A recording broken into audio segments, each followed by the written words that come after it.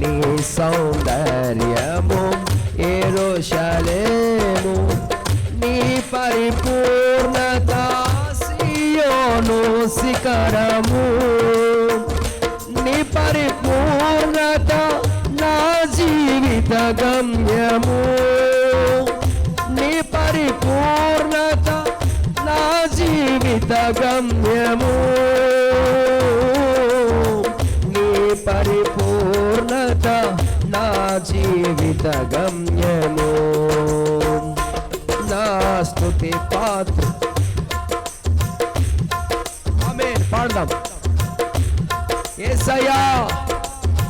నీవే యోగ్యుడవయ్యా నారాధనకు